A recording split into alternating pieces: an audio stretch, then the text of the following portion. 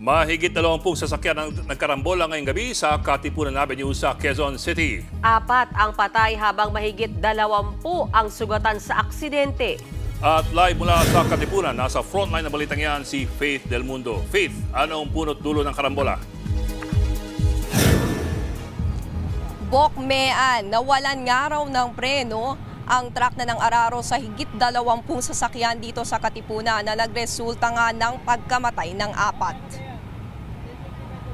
Nagkalat at halos magkapatong-patong ang mga motorista sa bahagi ng Aurora Boulevard flyover sa Katipunan Avenue, Quezon City ngayong gabi.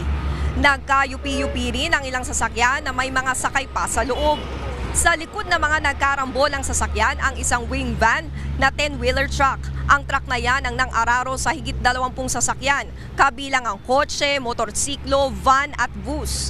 Ayon sa Quezon City Traffic and Transport Management, na 4 ang napatay sa karambola. Dalawa sa nasawi ay mag-asawang sakay ng motorsiklo. 25 ang sugatan na isinugod na sa pagamutan.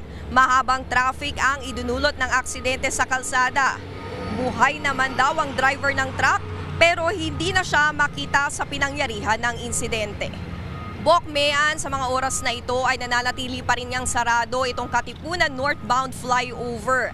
At ang possible nga lamang yung dito sa service road, kaya mag-expect na may pagbigat ng daloy ng trapiko. Pero dun sa southbound naman, yung flyover, ay bukas naman ito. At sa ngayon nga ay isa-isa ring tinatanggal at itinatabi yung mga sasakyan na na-involve dun sa insidente. Makikita nga natin ngayon na nagkalat pa rin nga yung mga bubog dito, yung mga motorsiklo, yung sasakyan at nandito pa rin nga yung truck na nang-araro ng higit sa 20 sasakyan. Bokmean. Maraming salamat sa iyo, Faith Del Mundo. Mga kapatid, Ed Lingaw po, maging maalam at may pakialam sa mga napapanahong balita sa ating bansa. Para sa mas malalimang pagtalakay at paghimay sa mga issue at headlines, tumutok lamang at pag-subscribe sa social media pages ng News 5.